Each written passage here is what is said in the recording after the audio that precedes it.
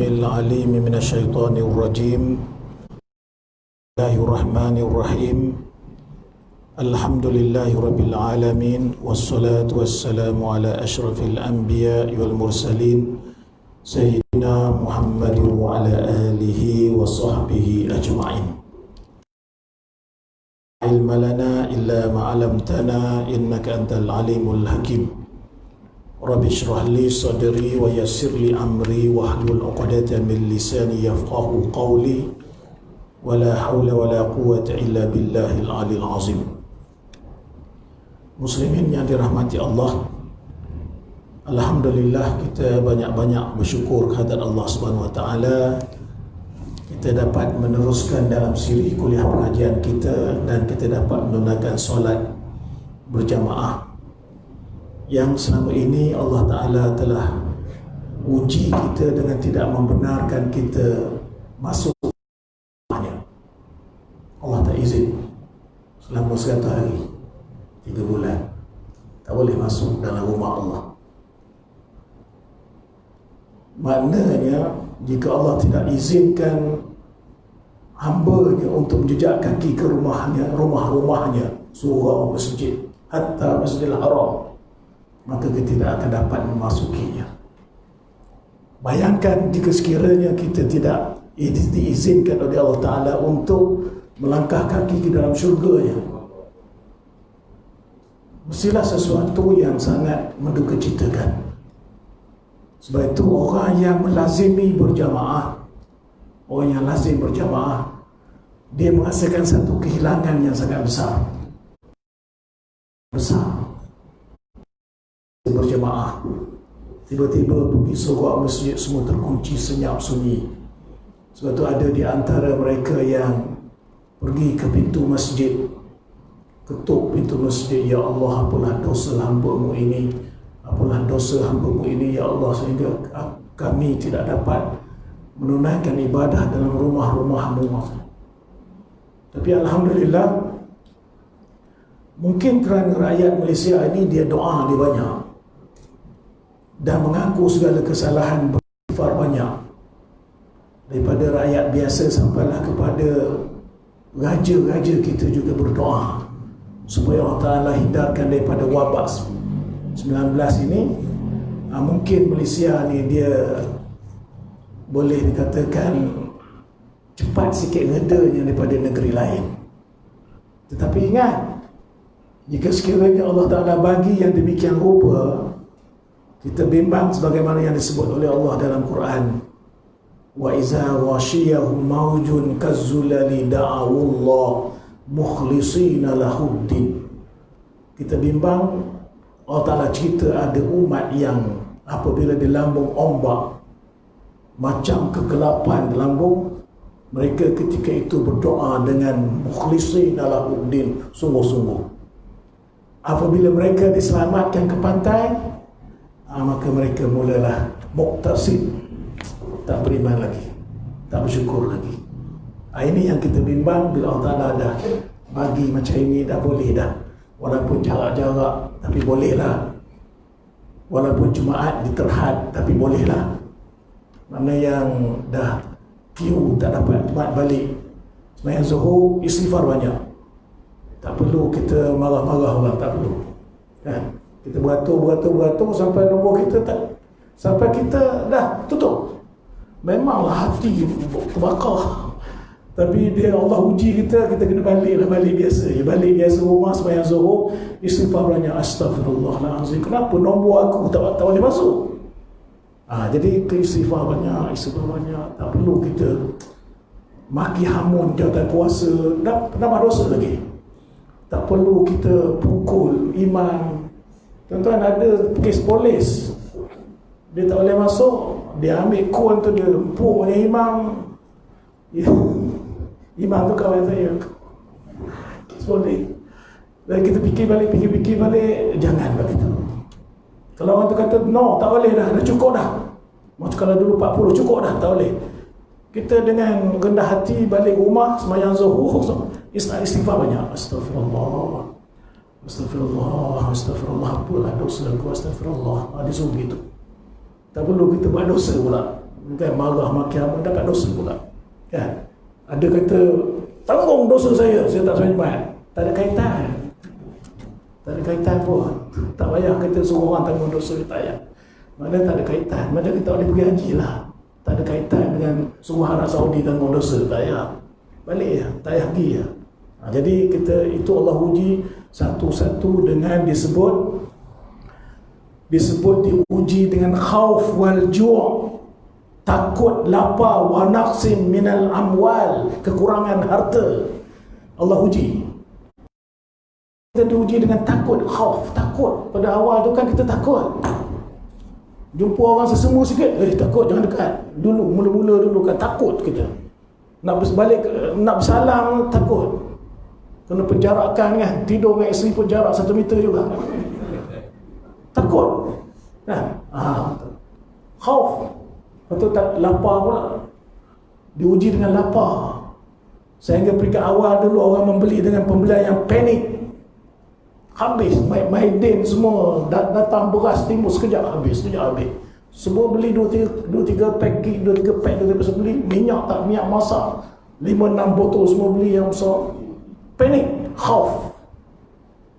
Wa naqsim minal amwal, kekurangan harta. 3 bulan tu harta kurang. Saving account makin lama menyusut. Kalau tambah sebulan lagi habis saving habis. Berapa ramai orang hilang kerja, berapa ramai orang dipotong gaji, berapa ramai orang tak dapat, kosong, tak masuk 3 bulan. Orang bawa taksi tu masih tak boleh bawa, kosong. Orang yang kerja bawa bas persiaran, kosong. Orang buat travel agency, kosong. Orang yang buat travel yang pergi Mekah tu kosong, tak dapat apa. Bukan Mekah tak boleh pergi, Bandung pun tak boleh, kosong. Allah uji. Ini dikatakan Allah uji dengan ketakutan, kelaparan, kekurangan harta. Tetapi bagi orang yang bersabar, dia akan mendapat kebahagiaan. Kemudian orang yang beriman dan mengatakan inna qalu inna lillah wa inna ilaihi raji'un, kita daripada Allah dan kepada Allah kita kembali. Allah uji kita, ya. Allah uji kesabaran, Allah uji. Jadi alhamdulillah kita dapat jagalah. Kalau beli nak RM2 ni, RM2 satu beli, pakai. Lepas tu bila nak letak di bawah dagu, tak apa. Kita bimbang orang pantau, dia kata stop, tak boleh sembahyang jemaah dah. Macam hari Jumaat, ada orang pantau, bukan tak ada. Kadang ada orang daripada PAID, daripada kementerian dia tengok, ikut SOP ke tak, nanti dah ada laporan. Seorang jenaris tidak ikut SOP, tutup. Nak sembahyang mana kita? Jadi masalah. Saya pun beratur-beratur balik juga. Boleh juga. Awal-awal dulu mula tak solat Jumaat je tak boleh. Tanya AJK, boleh masuk tak? Tak boleh, Ustaz. Kena daftar. Jadi balik. Tak dapat balik ya. Sembahyang zuhur kau. Jadi insya-Allah semoga ujian yang Allah Taala bagi pada kita ini memberi semangat lagi untuk kita mengabdikan diri kepada Allah SWT dan beribadah banyak-banyak lagi, beristighfar banyak. Mudah-mudahan Allah Ta'ala akan selesaikan masalah COVID ataupun virus yang telah melanda kita. Baik, saya pernah sekali ada online kan, online ni macam cakap seorang. Saya rasa masa saya bodoh ya. Cakap seorang, tengok pada mata tu ada 6 orang dia tengok. Ya, pada kita sekali sangat ada buat sekali tu. Tapi saya rasa bercakap dengan komputer, bercakap tak reti saya, tak pandai. Jadi bila nampak kan, senang bercakap kan, cikgu. Dan itulah menjadi kekangan pelajar-pelajar kita yang belajar online ni. Tak rasa. Sebab itulah yang menuntut ilmu ni mesti menghadap guru. Ada guru depan menghadap gitu, barulah dia datang tu. Walaupun mana zaman moden ini ada cara online dan sebagainya, tapi itu sebagai alat lah jika sekiranya tak boleh menghadap gitu. Ada orang selesa, dia seronok, dia sehingga ramai orang tu. Tapi saya rasa tak selesa. Baik, kita bicara tentang ada bab yang ke-11 berkaitan dengan akhlak Islam ini, iaitu satu akhlak yang tidak baik. Yang kita bicara dulu ialah tentang ada satu sifat tak baik, ialah sifat dengki. Sifat dengki ini, makhluk yang mula-mula dengki, kisah peristiwa Qabil dan Habil. Saya confuse yang mana satu dengki pada yang mana satu, saya confuse. Tapi Qabil dan Habil itu kan, dia dengki kepada saudara dia, sehingga sampai peringkat dengki ini sampai pada peringkat boleh membunuh. Asal dengki asalnya, sehingga sampai peringkat boleh membunuh. Sebelum daripada itu lagi, maknanya bukan Qabil dan Habil saja. Masa mula Allah Ta'ala cipta Adam, Iblis pun sudah dengki pada Adam. Iblis dengki. Allah Ta'ala tanya, ma mana akan antas juda. Dia kata, apa yang menegahkan kamu untuk sujud pada Adam sebagaimana yang aku perintahkan? Kenapa tak sujud? Ana khairum minhu, aku lebih baik daripada dia. Khalaqtani min nar wa khalaqtahu min tin. Kau jadikan aku daripada api, sedangkan dia kau jadikan daripada tanah. Iblis mulia daripada tanah. Rasa dengki dia pada Adam. Akhirnya kesan daripada kedengkian itu boleh menyebabkan dia dilaknat oleh Allah Subhanahu Wa Taala akhirnya. Sampai hari kiamat dia dilaknat. Sebab itu sifat dengki ni kita kena jangan ada dalam diri kita. Dia boleh menghalang daripada hati kita, dia boleh menghalang daripada kita menjadi hati yang lembut. Dia keras hati. Bila hati keras, dia susah, nur nak masuk susah, pengetahuan, nasihat masuk susah sebab ada sifat dengki di dalamnya. Saya dah bahas sedikit daripada dulu tentang dengki ini, dan hari ini insya-Allah kita sambung daripada kuliah online dulu, iaitu berkaitan dengan dia sebut bahawa Islam ini dia mendorong umat dia supaya berkasih sayang. Kasih sayang lawannya dengki. Mana Islam menyuruh kita berkasih sayang. Sebab itu ifsus salam, kata Nabi, bila jumpa assalamualaikum, assalamualaikum, kasih sayang. La yu'minu ahadukum hatta yuhibba li akhi ma yuhibbu li nafsi. Tidak sempurna iman seorang kamu kalau kamu tak kasih pada saudara kamu sebagaimana kamu kasih kepada diri. Muslim akhul muslim, orang Islam saudara kepada orang Islam yang lain. Itu dorongan Islam. Maknanya dengki ini satu sifat mazmumah yang keji. Sebab itu kita, kerana manusia ini berbeza-beza cara tabiat dia, apabila kita kadang-kadang kita bersama-sama, kadang-kadang berlaku juga rasa tidak puas hati antara sama-sama. Biasa. Namanya manusia tak puas hati tu biasa. Tak puas hati nak masuk masjid pun biasa. Yang kita cerita tadi, tak puas hati. Namanya manusia, tak puas hati tu mesti ada. Tetapi bagaimana cara kita mengendalikan tak puas hati tu?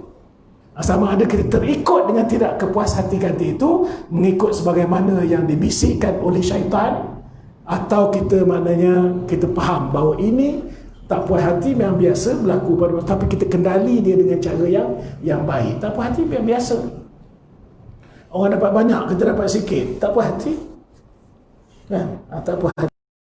Terus sahabat dia tidak puas hati, orang dapat sah tamu, dia dapat sah kedua, tak puas hati. Kita je tak puas hati kalau tak dapat sah belakang. Sahabat dulu memang berebut ni. Sebab tu Nabi kata, kalau Allah tahu kelebihan sah pertama, nescaya kamu akan cabut undi. Gitu. Orang yang kedua tak puas hati dia. Dalam hati dia bengkak je depan tu. Sebab tu bila beralih je, cepat masuk. Itu yang tahan wuduk tu, tak boleh. Macam kita kat Mekah lah. Kat Mekah kan, kat Mekah kalau keliling Kaabah tu, kita dah duduk dekat Kaabah tu. Cuba kita bangun tengok. Orang belakang ni tak puas hati, rasa geram daripada kita kan. Bila kita bangun, dia masuk. Itu dia. Itu biasa. Tetapi yang saya sebut tadi, bagaimana cara kita kendalikan tidak puas hati itu? Adakah kita sama dengan iblis tidak puas hati kepada Adam? Ataupun kita sama dengan cerita Qabil dan Habil tidak puas hati antara mereka, sehingga menyebabkan sampai kepada pembunuhan dan dilaknat oleh Allah SWT, maka kita akan jadi rugi. Itu dia. Sebab itu sama-sama kita berfikir bahawa kadang-kadang diri kita juga pernah melakukan perkara yang tidak baik kepada orang lain. Kita kata orang lain tak buat baik pada kita, tapi kita fikir balik, kadang-kadang kita juga rasa tidak buat tidak baik kepada orang lain. Mana kita bawa kereta kan, kita marah pada orang tiba-tiba kita marah betul. Itu bagaimana kita kenal? Kita maki hamuan dia ke, atau kita cakap macam-macam pada dia. Tapi kadang-kadang kita pun buat gitu juga kan, kita pun lintas orang tu pula kata celaka betul kan, dia akan kata itu maknanya kalau sekiranya ada orang buat tidak puas hati pada kita, kita fikir balik, kadang-kadang kita juga ada rasa buat pada orang rasa tidak puas hati juga. Kadang kita kata orang tu cakap kasar, kita kadang perli kita fikir balik, kadang-kadang aku kasar juga kadang. Ini dia kata. Dan sampai kepada peringkat kadang-kadang sampai nak memutuskan hubungan. Inilah yang kalau umpamanya memutuskan hubungan ini yang Nabi sebut tidak masuk syurga orang yang memutuskan hubungan silaturahmi. La yadkhulu jannatu qati'un. Maknanya tidak masuk syurga orang memutuskan hubungan silaturahmi. Itu. Kerana apa? Kerana rasa tidak puas hati. Bila tidak puas hati tadi, dia mula rasa nak putuskan hubungan. Kalau zawil kurba, maknanya kalau saudara yang ada pertalian darah, ibu, anak, ayah, adik-beradik, saudara, pak saudara, mak saudara, sepupu sepoyang semuanya, itu yang dikatakan silaturahmi, sampai memutuskan silaturahim. Begitu juga kita dengan orang Islam yang lain, sampai memutuskan silaturahmi sehingga orang Islam bersama orang Islam berperang habis semua, membunuh orang Islam. Ini asalnya ialah dengki. Hasidin iza hasada, apabila pendengki itu melakukan kedengkian, didengki kan. Mesti ada kehidupan dalam manusia, dia ada dengki yang demikian. Bagaimana orang dengki kepada Nabi SAW sehingga disihirnya Nabi. Nabi pernah disihir oleh orang Yahudi, dengki pada Nabi. Sedangkan Nabi tak nak pun nak minta kekayaan, kebenaran tak ada. Nabi ajak kepada menyembah Allah. Dia tak nak, Nabi tidak ada paksa pun. Tapi kedengkian dia sampai peringkat dia sanggup sihirkan Nabi. Yang disihir oleh Labid bin Al-A'sam Al-Yahudi, disihirnya Nabi. Tapi Nabi kena sihir tidak macam kita habis. Kena sihir macam seolah dia dah buat satu, dia ada lupa sikit-sikit begitu. Tidak ada yang berkaitan dengan wahyu dan agama dan kehidupan dia saja. Itu mana sihir ni zaman Nabi ada juga. Bagaimana orang dengki, maknanya orang dengki kepada Umar Al-Khattab sehingga dia dibunuh. Orang dengki kepada Osman bin Affan sehingga dia dibunuh. Orang sebaik itu juga orang dengki dibunuh. Kita apatah lagi.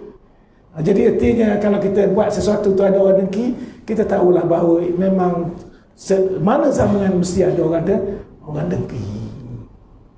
Kalau Nabi, orang yang mulia demikian, ada orang dengki. Lepas tu kita turun sikit lagi, manakah Khalifah Ar-Rashidin seperti Umar, Osman, ada orang dengki. Apatah lagi kita yang jauh bandingan dengan kita, mesti ada orang dengki kan. Orang nanti kita ada jawatan ni mesti ada dengki. Orang ada jawatan mesti ada dengki. Mana ada orang redha semua tak ada, mesti ada dengki. Jadi ini dengki ini jangan sampai kita peringkat jatuh ke dalam kancah maksiat, kita tak dapat kendali dengan betul dengki tadi. Dan inilah jalan syaitan untuk merosakkan manusia. Dia masuk pada jalan dengki. Dia bagi orang tu dengki, dia kata patut awak senior, dia junior lagi. Patut awak senior, awak yang dapat jawatan tu, dia tu junior lagi, macam mana dia boleh pegang CEO dalam syarikat tu? Dia boleh dengki lah. Akhir macam-macam dia buat.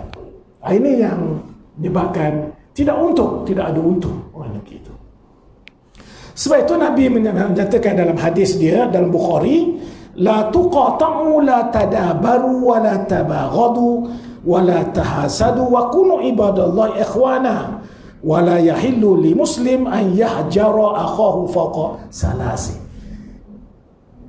Kata Nabi, janganlah kalian saling memutuskan hubungan dan janganlah saling menjauhkan diri. Jangan putus-putus hubungan, janganlah kalian saling membenci dan saling iri hati, jangan.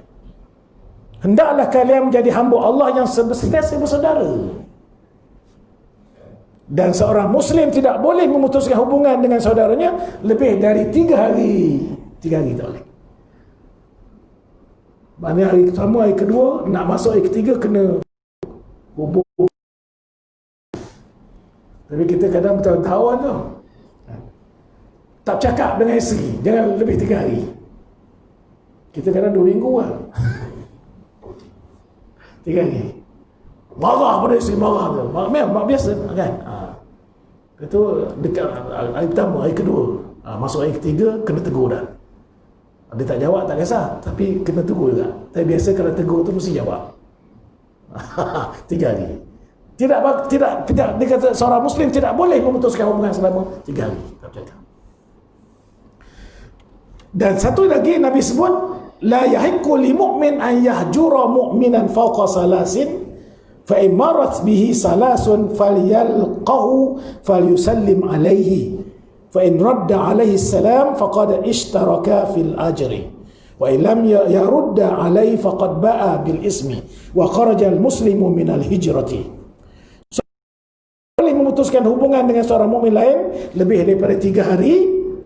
Apabila lebih daripada 3 hari, maka hendaklah yang satu menemui yang lain lalu mengucapkan salam. Itu nak mula siapa dulu? Itu lah. Nak mula siapa dulu tu masalah tu. Yang kita kata aku tak salah, dia yang salah. Yang orang kata dia tak salah, siapa mengaku salah? Tapi kadang-kadang walaupun kita kata aku tak salah, hati kecil kata memang awak yang salah. Kita tahu hati kecil ni, hati kecil memang aku salah sebenarnya, tapi mana boleh mengaku. Kita ada ego kita kan, mana boleh mengaku. Jadi sebab tu hendaklah salah seorang daripadanya beri salam. Itu yang disuruh sembahyang berjemaah tu. Mungkin ada masa muka ahli jemaah kan, masa muka so tidak tak ada masalah macam-macam lah kan. Masalah tak bawa ni ke, orang kasar-kasar sikit, basah gerak. Tapi dia datang juga ke surau masjid. Bila datang hari kedua, Assalamualaikum. Kalau dia jawab, selesai masalah. Kalau dia tak jawab, orang tak jawab yang bermasalah. Itu dia. Pokok sekarang, siapa nak bagi salam dulu? Itu. Maknanya orang yang bagi salam dulu, dia jihad dalam menghubungkan silaturahmi. Jihad besar. Bukan senang nak mulakan tu. Tak aku tak. Namun aku nak tegur dia dulu, 7 keturunan aku tak tegur dia.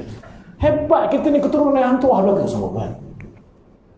Tak ada rasa nak lembut, tak ada. Macam contoh, orang mengatakan kepada Salman Al-Farisi, seorang sahabat. 2 orang sahabat cakap kata ke Salman. Salman ni orang Parsi, dia kata pemalas orang Parsi ni, pemalas, lambat buat kerja. Nabi dengar perbualan. Nabi kata, kamu makan daging saudara kamu. Kamu mengata pada dia tu kamu makan daging saudara kamu. Kemudian bila Salman balik, dia tu mengaku, ya Salman, tadi aku mengata kepada kamu, sekarang ni ya Salman, pijaklah muka aku. Boleh tak kita jadi gitu? Payah. Sebab apa? Sebab dalam hati kita ini ada lagi sifat-sifat mazmumah yang tebal. Nah pula orang Melayu kan, keturunan aku tak pernah minta maaf, tahu tak? Keturunan dia tak pernah minta maaf. Itu yang payah tu.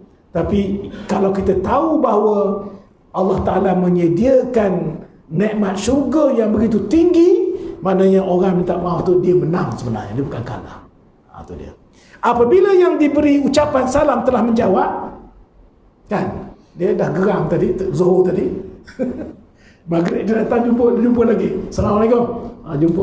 Kalau dia jawab, maka kedua-duanya memperoleh pahala. Orang dapat pahala pula dua-dua. Apabila yang diberi salam tidak menjawab, dia berdosa. Itu dia.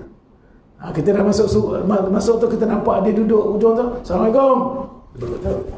Mampus kalau dia berdosa. Dia berdosa.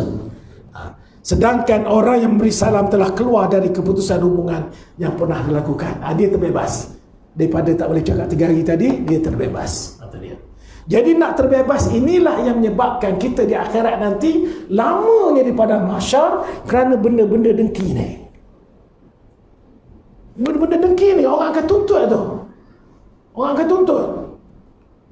Dulu aku bagi salam tak jawab. Dituntut tu lama di mahsyar.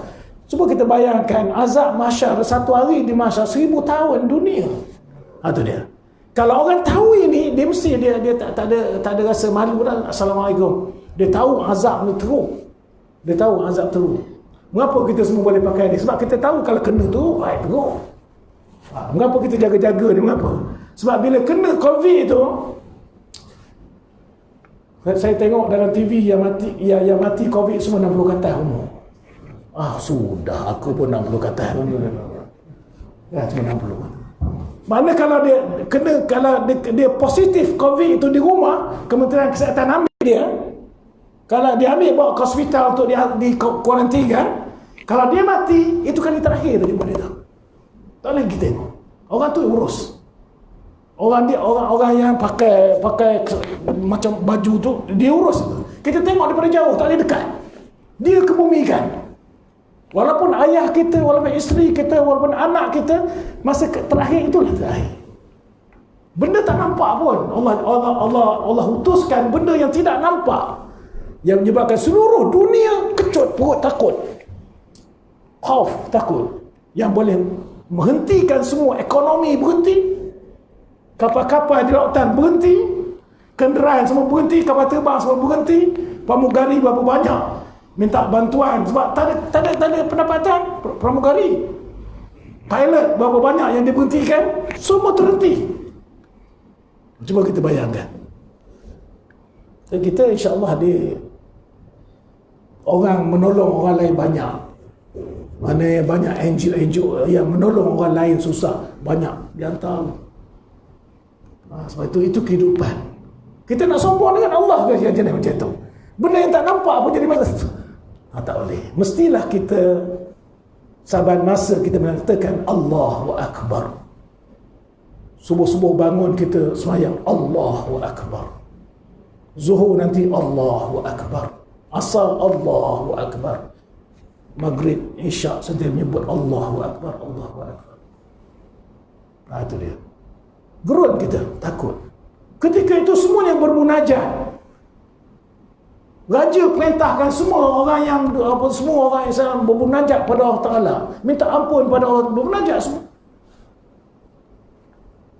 Jadi itulah dia dapat reda, mungkin reda lebih cepat sikit daripada negeri lain. Negeri lain degil. Kita kedegilan orang kita dibandingkan degil orang negeri lain, teruk negeri lain lagi. Dia nampak orang bawa jenazah yang kena COVID, dia gampahnya jenazah tu. Kalau negeri lain, dia peluk buka jenazah, habis semua satu kampung kena. Kan? Itu tak cerdik pula.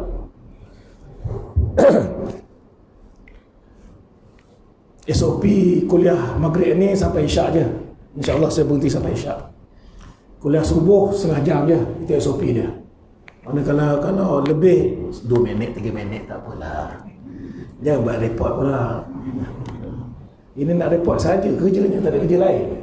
Selepas pencen, kerja dia mereport kerja. Yalah, dia pegawai kerajaan dulu kan. Masa ada kuasa tu hebat betul dia. Bila pencen duduk surau, tengok nak report je kerjanya.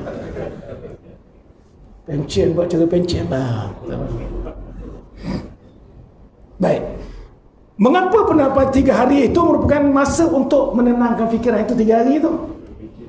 3 hari itu. Dalam suami isteri ke, dengan kawan ke, 3 hari itu untuk menenangkan fikiran. Biasa 3 hari itu dah sejuk dah. Kan? Kalau kita gaduh dengan isteri, hari tamu tu panas sungguh. Masuk hari kedua sejuk sikit. Hari ketiga sejuk dah. Itu 3 hari itu, 2 hari, 3 hari. Menghilangkan kerunsingan dan mendinginkan rasa marah. Kan kita bila marah orang tu kita rasa marah, dingin. Setelah itu orang Muslim wajib menghubungkan balik saudara dia. Tengok, Islam mengajar cukup cantik. Islam Tapi nak praktik yang jenis hidup yang macam ini bukan senang.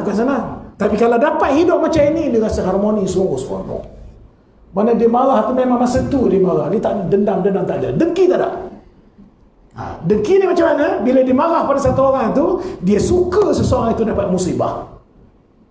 Bila orang yang dimarah tadi, bila dapat musibah, wah, dia rasa lepas padan muka. Itu istilah Melayu tu, itu silah Melayu, padan muka. Aku dah cakap dah. Dia rasa kan? Tu. Patutnya kita rasa dia kena aku macam mana. Itu dia. Patut gitu. Kena hilang. Jadi jihad besar, jihad ni. Bukan pisabila berperang dengan pedang tu besar, tak. Jihad nak jadi hati lembut tu bukan senang. Nak jadi hati lembut. Kan? Mana ada orang mengaku salah dia, nak pula orang dalam parlimen, mana ada mengaku salah? Kita tahu tak betul dia cakap tu. Tapi tetap juga ada hujah, tetap juga. Itu orang dalam parlimen kan, biarlah dia berlakon gitu. Kan? Kita tahu dah tak betul dia cakap ni. Tapi dia ada je, hujah dia ada. Yang penting cakap. Dia dibayar gaji puluh ribu gaji. Yang penting bercakap, jangan tak bercakap. Kan? Terus kalau nak masuk parlimen, kena pandai bercakap. Kalau tak pandai bercakap, tak boleh masuk parlimen. Tak boleh. Baik. Setiap persilihan yang berlaku, mungkin salah seorang antara mereka buat zalim. Mesti begitu. Perselisihan, mesti salah seorang daripada buat zalim, yang lain, yang satu lagi dizalimi. Begitu, mesti gitu. Dan mereka merasa membuat salah atau dizalim, dia seharusnya meninggalkan perbuatan buruk itu. Kena tinggalkan perbuatan zalim tadi. Kemarahan tidak akan hilang kecuali jika dia kembali kepada sikap yang baik dan menenangkan hati. Marah tidak akan hilang. Marah tadi dia membengkak, belum marah, kemudian rasa dengki. Bila datang dengki, dia macam-macam keburukan boleh berlaku. Bila macam dengki. Sebab itu dia kata mesti ada zalim menzalimi. Menghadapi keadaan seperti itu, Islam memerintahkan supaya tidak kita berusaha memperbaiki, dan orang yang telah membuat salah dan meluruskan fikirannya yang disebutkan kita pergi meminta maaf tadi. Okey. Saya nak baca hadis ni panjang, saya terjemah. Saya nak berhenti dah. Hadis riwayat Ibnu Abbas. Rasulullah bertanya, kata Nabi, ini hadis ni. Ruwiya an Ibnu Abbas anna Rasulullah SAW qala ala akhbirukum bishirarikum. Itu pangkal hadis. Maukah kalian aku beritahu siapa orang yang paling buruk di antara kalian? Nak tak kalau aku beritahu orang yang paling buruk sekali, orang paling tak guna di kalangan kalian, siapa dia? Sahabat pun jawab, silakan ya Rasulullah. Silakan ya Rasulullah, bila engkau menghendaki itu, silakan.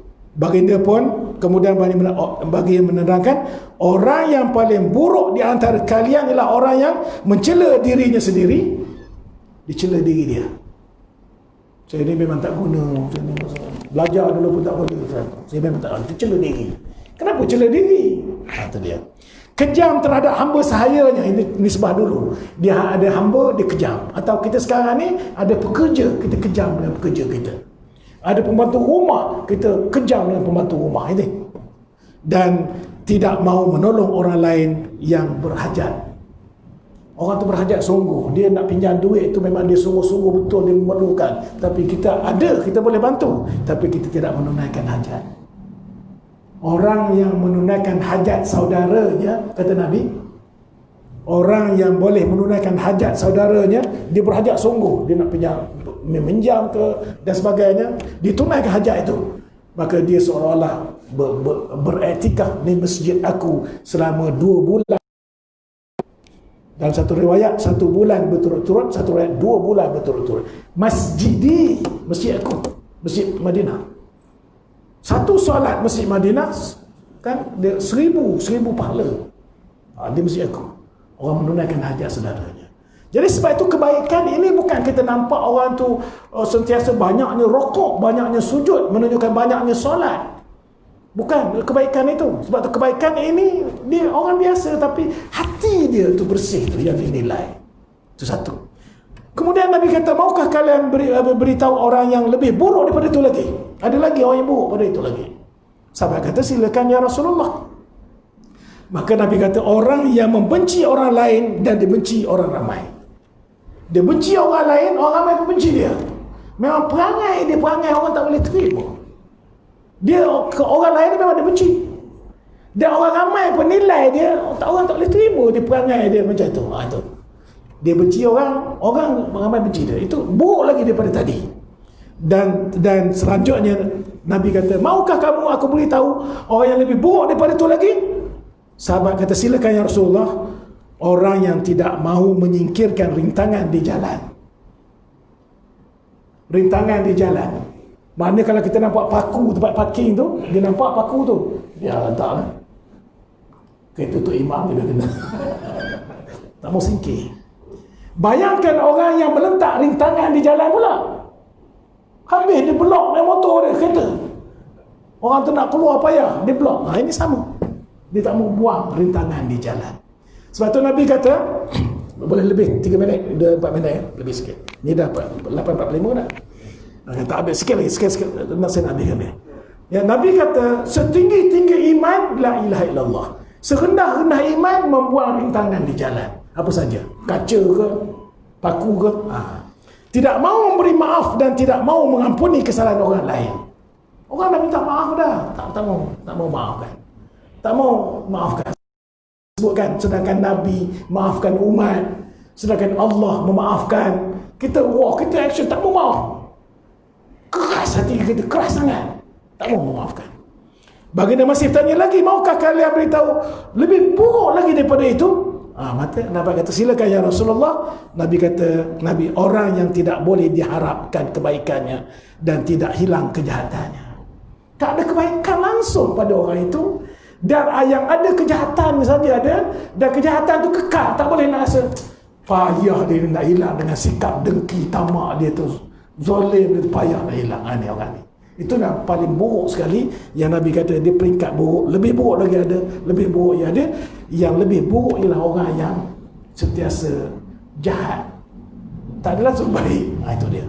Jadi mudah-mudahan insya-Allah kita tidak masuk golongan orang yang demikian, dan kita cuba didik hati kita dengan banyak beristighfar, astagfirullah, astagfirullah, supaya kita tidak termasuk golongan orang yang pendengki. Kita menjadi orang yang berkasih sayang. Sekian, wassalamualaikum warahmatullahi wabarakatuh. Bismillahirrahmanirrahim. Alhamdulillahirabbil alamin. Wassalatu wassalamu ala asrafil mursalin wa ala alihi washabihi ajma'in. Iftah alaina ya Allah futuhal arifin, warzuqna fahman nabiyyin wa hifzal mursalin wa imanal muttaqin birahmatika ya arhamar rahimin. Allahumma tahhir qulubana minan nifaq wa a'malana minar riya wa alsinatana minal kazib wa a'yunana minal khiyanah innaka ta'lamu kha'inatal a'yun wa ma tufi sudur. Walhamdulillahirabbil alamin. Taqabbalallahu minkum.